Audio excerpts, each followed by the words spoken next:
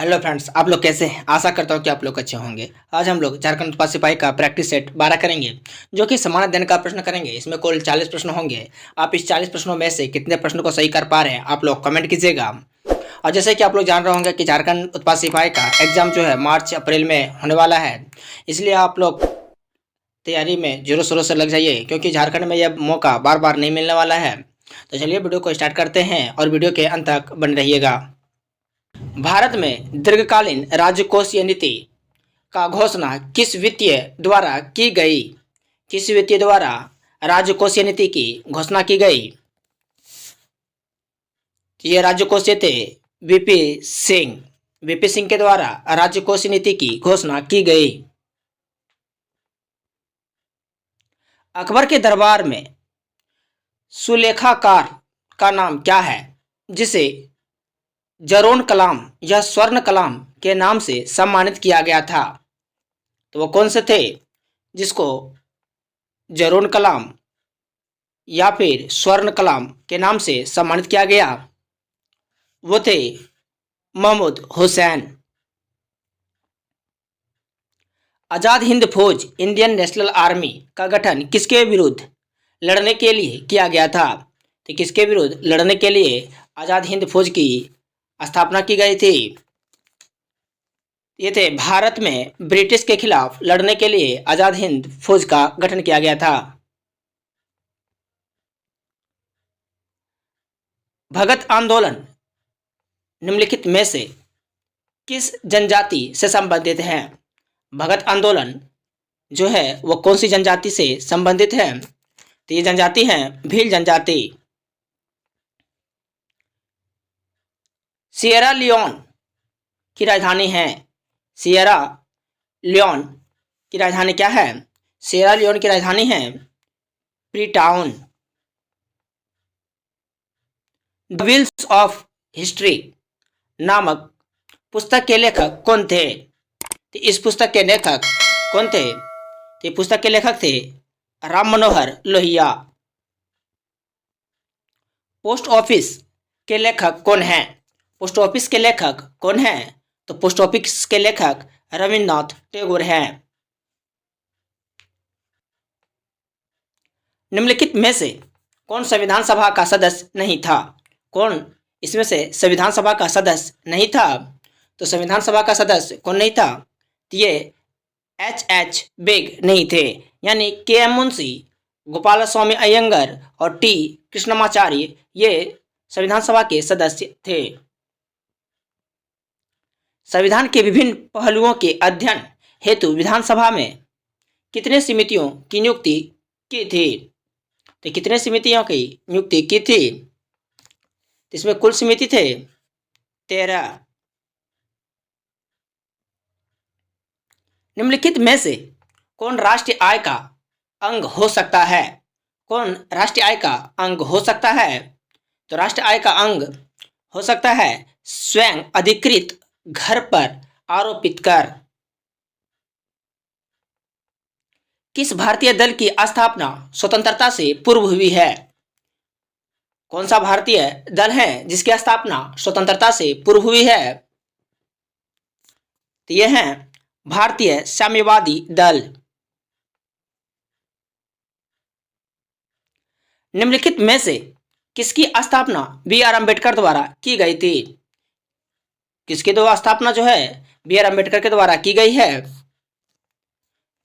तो यह स्थापना स्वतंत्रता श्रमिक दल की स्थापना बी आर अम्बेडकर के द्वारा की गई थी।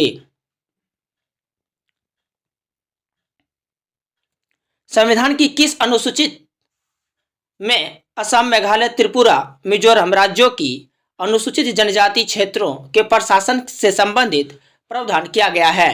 तो संविधान का कौन सी अनुसूची है जिसमें मेघालय, त्रिपुरा और मिजोरम के अनुसूचित जनजातियों के क्षेत्रों का प्रशासन से संबंधित प्रावधान किया गया है? तो ये है 6ठी अनुसूची। पंचायती राज संस्थाओं में महिलाओं तथा दुर्लभ वर्गों के अधिक प्रतिनिधित्व के समर्थक थे। तो ये कौन समर्थक थे? इसका समर्थक थे राजीव गांधी। भारत में महिलाओं के लिए स्थान आरक्षित है।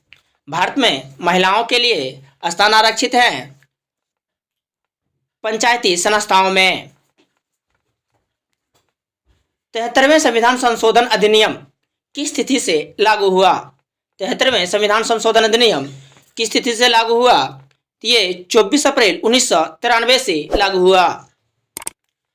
जैविक विविधता दिवस कब मनाया जाता है? तो जैविक विविधता दिवस कब मनाया जाता है? यह दिवस 22 मई को मनाया जाता है। जैविक विविधता दिवस 22 मई को मनाया जाता है। भारत में निर्धनता के स्तर का आकलन किया जाता है। भारत में निर्धनता का आकलन किससे किया जाता है? तो यह आकलन परिवार के उपभोग व्यय के आधार पर किया जाता है। भारत में सर्वाधिक उत्पादन होता है। भारत में सर्वाधिक उत्पादन किस चीज का होता है? तो सर्वाधिक उत्पादन तिलहन का होता है। निम्नलिखित में कौन सुमेलित नहीं है? कौन सा इसमें सुमेलित नहीं है? तो प्रथम पंचवर्षीय योजना 51 से 56 में हुआ था, ये बिल्कुल सही है। छठी पंचवर्षीय योजना 1980 से 85 में हुआ, ये भी सही है। और 10वीं पंचवर्षीय योजना 2002 से 2007 तक हुई है। लेकिन तृतीय पंचवर्षीय योजना ये बिल्कुल गलत है।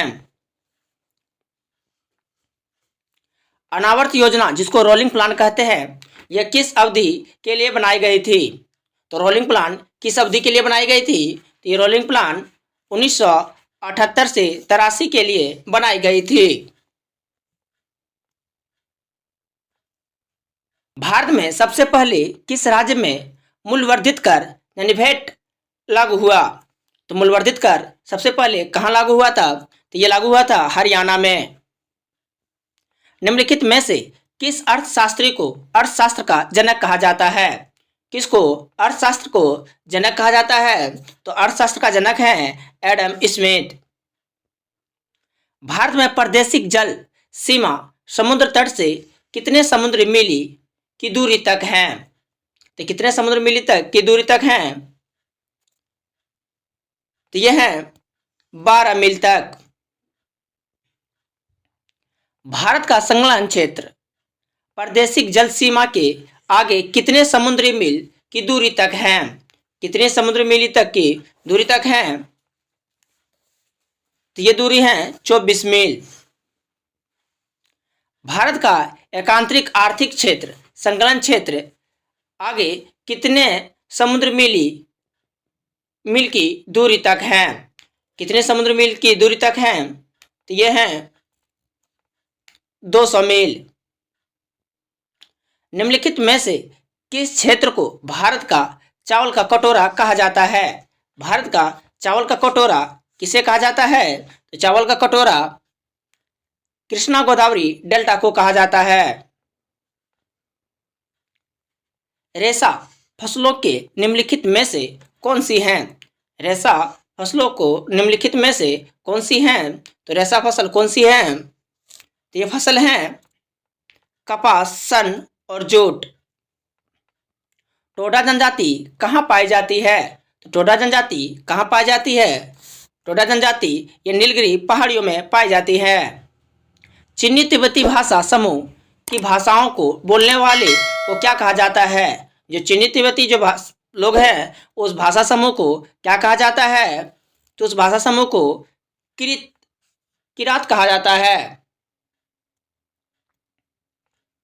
विक्रम साराभाई अंतरिक्ष केंद्र कहाँ स्थित है? विक्रम साराभाई अंतरिक्ष केंद्र कहाँ स्थित हैं? तो यह अंतरिक्ष केंद्र त्रिवेंद्रपुरम में अवस्थित है। तमिलनाडु में कुंडलकुलम परमाणु विद्युत केंद्र स्थापित करने के लिए किस देश से भारत को सहयोग प्राप्त नहीं हुआ? तो कौन सा देश से भारत को सहयोग प्राप्त नहीं हुआ था? तो ये देश थे रूस। रूस के सहयोग नहीं मिला था जब कुंडलकुलम बन रहा था। तो कनाडा, जर्मनी और फ्रांस का सहायता मिला था।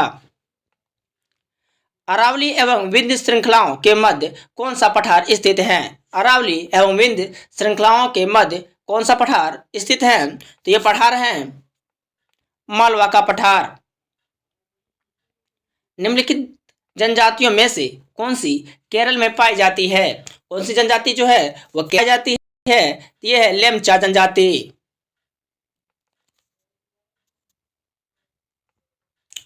उत्तर प्रदेश की सर्वाधिक जनसंख्या वाली जनजाति निम्न में से कौन सी है? उत्तर प्रदेश से सर्वाधिक जनसंख्या वाली जनजाति कौन सी है? तो ये जनजाति है थारू। रामकृष्ण मिशन की स्थापना किसने की थी?